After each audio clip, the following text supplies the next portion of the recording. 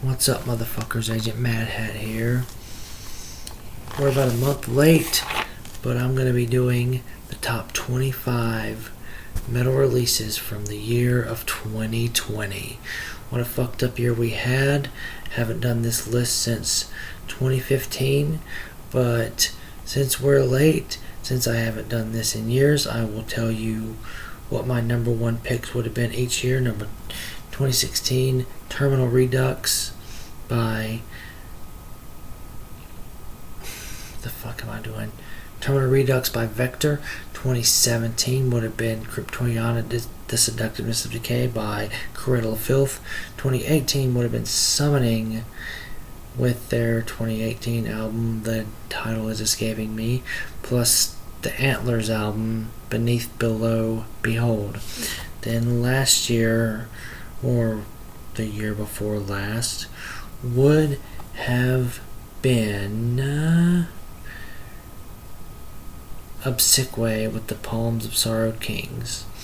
So there would be my albums of the year for past years that I have not done it.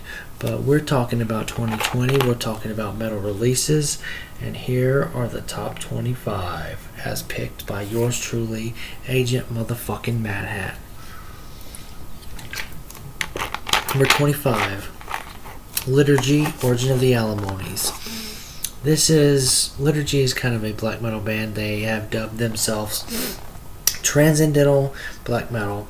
The lead, main driving force behind this band has come out as transgender, and this album is meant to be an opera reflecting her view of cosmology and of the divine and things like this. And it's really good. I feel like it's my favorite of all the things that they have released. I believe that the concept and having an overarching concept and an operatic and a basis to build on really has opened up this band to a better potential. A lot of people would like their previous release better. I think this one is their pinnacle so far, the best that they have done, and I really love it. Number 24, Malakarpaton with Krpinske On. It is a black metal release, black metal mixed with traditional heavy metal, Slavic metal, a little bit of folksy influences here. If you look at the lyrics and the English translations, it tells sort of a story about witchcraft and witchery and all these things that go together with a black metal aesthetic. It's a really fucking good release. I would highly recommend any fans of black metal or traditional metal to check it out. Malakarpaton with Krpinske On. Number 23, Gulch with Impenetrable Cerebral Vortex. Possibly would win the greatest album cover of the year. And they are like a kind of hardcore thrashiness type of band. This album's only like 16 minutes long, but it's a goddamn banger. If you like headbanging, if you like metal for the sake of metal, headbanging for the sake of headbanging, give this one a release. Give this release a try. Gulch, Impenetrable Cerebral Fortress. Number 22, it's a split. Warmoon Lord and Voterium with an album that is really complete stereotypical black metal, pure, cold, and purity. And as satirical as that sounds, as cheesy as that sounds, it is completely appropriate to the album. This is the second thing ever released by Warmoon Lord, the first recording by Voterium. And it works really well. It is a basically throwback to second wave black metal. Really good, but it has its own identity. I love this release. I would recommend it to any fans of black metal in general. Number 21, Defeated Sanity with the Sanguinary Impetus. Technical death metal, and I'm not always a fan of this style, but in this case I am a fan of this style. Awesome guitar work, amazing bass work, great setup for this album. This is one of the best. If you're looking for some really fucking great death metal, you won't go wrong with this. Number 20, Pallbearer with Forgotten Days. What can you say about Pallbearer? If you're a fan of doom metal, if you're a metal nerd like me, you've heard this name. The name Pallbearer is very well known to you. It's been since 2014, I think, when their debut came out, and every single album that they have released has been a masterpiece. This is no different. Really, really soul-crushing doom metal. I really love this release. Forgotten Days, number 19, Witch Taint. Yes, that's a band name. Fucking Witch Taint. The album is titled Sons of Midwestern Darkness. This is a complete satire upon black metal, but the style is not straight up black metal. The style they play in is more of a punkish style mixed with black metal, but yet they do a tremendous job of satirizing the genre of black metal within their lyricism. And it's just a really funny album, really amusing and really catchy. I'd recommend it to anybody that's a black metal nerd. It's really amusing. It's really enjoyable. Number 18, Wayfarer, a romance with violence. This is a black metal band, but that also contains elements of Western culture. This is an album that plays out like a Western movie, but yet with a black metal backdrop, a black metal aesthetic to the whole packaging and the whole presentation of it. Really fucking good. I would highly recommend it. Wayfarer. Number 17, Hell Spirit Noir with Eden in Reverse. Every single album of theirs has been on the end of the year list ever since Oi Magoy. And this is no different. This one has a little bit more of the electronica / trance influences. The black metal influences are really scaled back. It's more of that traditional psychedelic sound mixed with a little bit of synth and electronica influence type of thing, but it still rings true to their aesthetic, to their meaning, to their band. Hell Spirit Noir. Number 16, Hell Ripper, Affair of the Poisons. Hell Ripper, they kind of remind you of they're really they're lower than they should be, because they almost seem like a Bathory ripoff in a certain way. It's speed metal mixed with black metal, and it's really good, but it's very unoriginal. Number 15 is another similar album, Butcher, 666 Goats Carry My Chariot. And this is sort of Judas Priest meets Bathory, a straight up metal, speed metal, black metal, dark metal, heavy fucking metal, right up your ass, devil worshipping heavy metal with Butcher, 666 Goats Carry My Chariot. A wonderfully well crafted album. Number 14, Undeath with Legions of a Different Kind. This is a modern old school death metal band in the vein of old Morbid Angel or old school Obituary, that kind of thing, with the riffage, with the morbid lyrics. This is a highly enjoyable album. I would recommend it to any fan of old school death metal. It is truly a modern take on a amazing genre of metal. Number 13, Anal Nathrak with Endarkenment. Obviously meant to be the opposite of enlightenment. And Anal Nathrak has this motif that I really truly love, to where they mix this chaotic black grindcore type of death metal thing, and they counterpoint it with these really melodic Iron Maiden-esque type of choruses.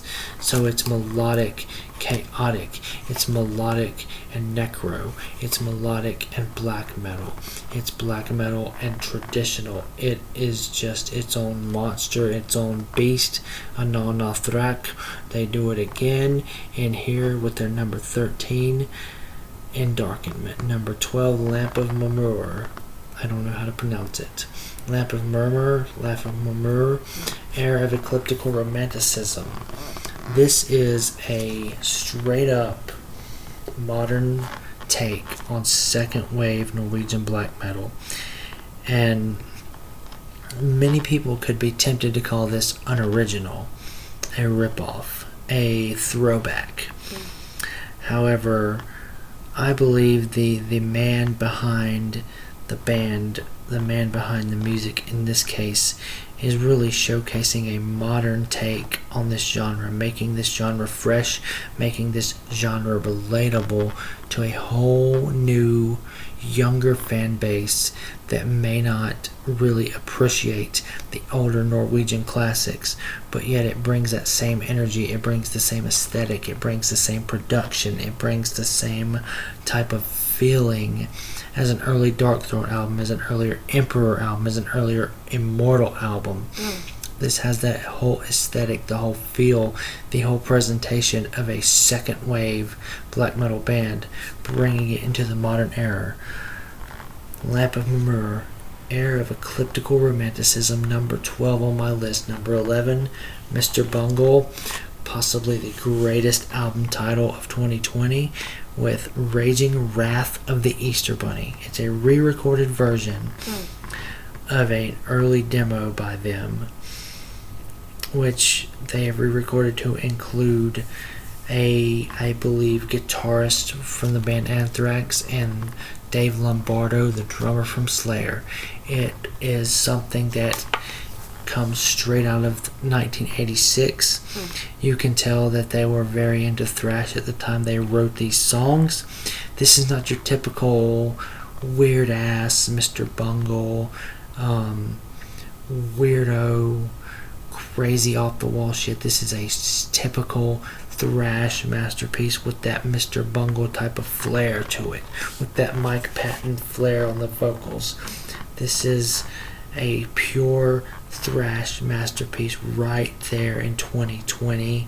You'll love to see it if you're a thrash fan. Mr. Bungle, Raging Wrath of the Easter Bunny. Number 10, Eclise with Melanoe. This is a straight up ambient black metal band that's really nightmarish. Dreamlike, but nightmarish. It has a lot of themes of the occult. It's meandering, it's chaotic, the drum beats are amazing.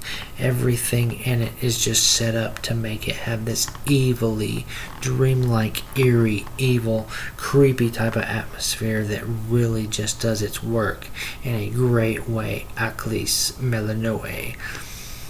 Number 9, Passage d'Hiver with I'm Vold, which means in winter, or in the forest. Passage d'Hiver is the name of a one-man band that really builds on the concept and the whole idea that Burzum originated, with an atmospheric type of lo-fi production, extremely lo-fi production, where the drums are really no more than just a time-keeping device. The guitars and the synth kind of blend together. This is a 2-hour-long epic atmospheric black metal piece that puts you right in the middle of a winter forest that just soaks you in. It's something that, if you're not a fan of the genre, if you're not a fan of the style, you will fucking hate it. But if you are a fan of the style, if you understand the aesthetic, if you understand the atmosphere that they're going for, you will truly appreciate it. It is a descendant of the old school Burzum type of thing, and it's really amazing. It's a great thing to go to sleep to. It's a great thing to nod off to and to get tranced out to. Passage d'Hiver, Im Vold. Number 8, Igor, Spirituality and Distortion. Igor is their own type of beast, creating sounds from so many different influences, from death metal to glitch to baroque to to Middle Eastern type of influences, Egyptian influences, and they combine all these things in a mixing pot. They fine tune it, and it's just complete insanity. But for some reason, it all makes sense. It all blends together. It meshes together to make this new concoction of metal, of Eastern influences, of all these different things just stirred together to make an insanely weird-ass masterpiece of an album. That is my number 8 for 2020. Number 7, and a lot of people will probably fucking hate me for putting something like this so high on my list. It's Alestorm, Curse of the Crystal Coconut. I don't care that it's just a gimmick band. This is an album that I've listened to over and over and over on repeat. It's one of my most listened to albums of 2020.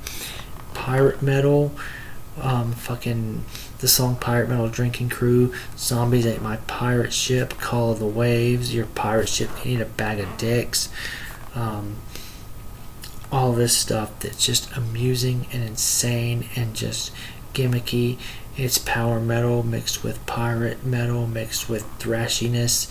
It's a wonderful album if you're into that gimmicky. If you don't mind the gimmicky type shit, it's incredibly enjoyable. It's good to drink a beer to. It's good to headbang to. It's amusing. If you don't take yourself too seriously, it's a really fun fucking album. Number 6, Ulcerate, Stare Into Death and Be Still. Technical death metal band, meandering post-metal type of shit. This isn't one of those albums that it's about the riffs, bro. About the riffs, dude. This is an album that demands the attention of the listener, that you have to sit back with a pair of headphones and just follow as the music goes off on these chaotic tangents. The drums go off on this incredibly technical, different things, and just meanders and goes into all these different chaotic fucking atmospheric elements to create such a masterful piece of technical death metal that you just have to stand in awe of it. And then we're into the top 5, motherfucker. Number 5, Eternal Champion with Ravening Iron. There's a few traditional heavy metal pieces that came out this year. There was Traveler, and there was Haunt. But then I heard this album late in the year, and it blew everything else out of the water. This fucking album is just traditional, straight up heavy metal. Straight up from the era of Ronnie James Dio, from the era of Judas Priest, a traditional, just straight up heavy metal, guitar solos, epic lyrics, high-pitched vocals, everything you could expect from a straight up traditional classic metal band in a masterpiece of an album. Eternal Champion with Ravening Iron. Number 4, Paradise Lost with Obsidian. Gothic death doom. This combines every great element that this band has ever produced and created, all in one little masterpiece, all in one great fucking masterpiece, with melancholy, with that spirit of longing and death and doom and gloom and gothic and just soul-crushing, soul-sucking gothic black metal, not black metal, gothic doom metal, death metal, that is just so gorgeous. The guitar work on this is just incredible. The drum work, the vocals, everything is put into its place and meshes into this really sorrowful, beautiful, gorgeous masterpiece of an album that just entrances you, encapsulates everything that you want from a gothic doom metal album. Paradise Lost, Obsidian, they've done it once again. Paradise Lost has done it once a fucking again. Number 3, we are right in the top fucking 3, motherfuckers. Havikuno with an album that I will try to pronounce, Anuios Siomen Sota. Man, Iron Maiden meets Moon Sorrow. How can you go wrong with this fucking band?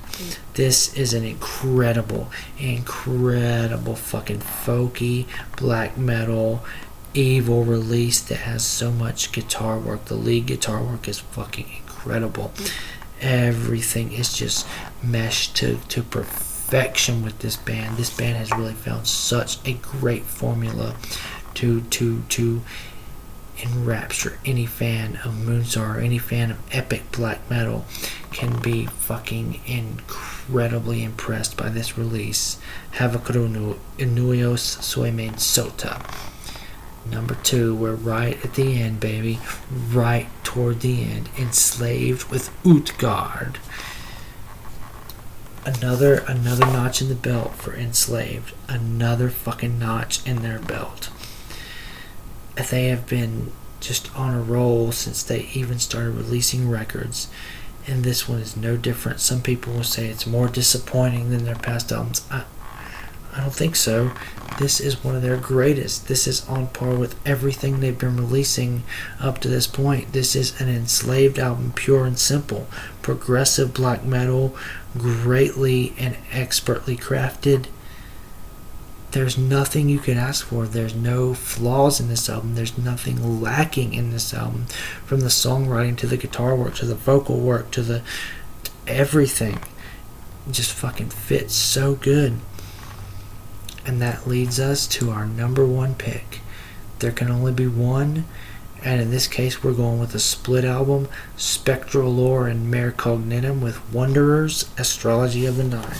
This is kind of, I would highly assume, influenced by the classical music masterpiece The Planet's Suite, and they give all these tracks that are split between the two. Mare Cognitum really steals the show on this album.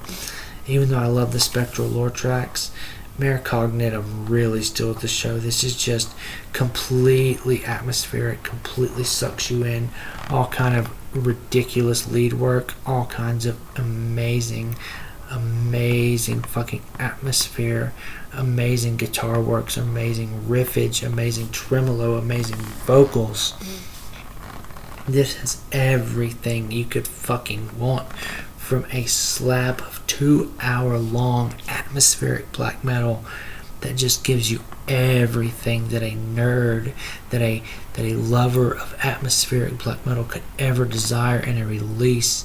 It's all in this package. It's all here for you. It's all right. It's all metal. It's all blackness and darkness and atmospheric and just fucking incredible.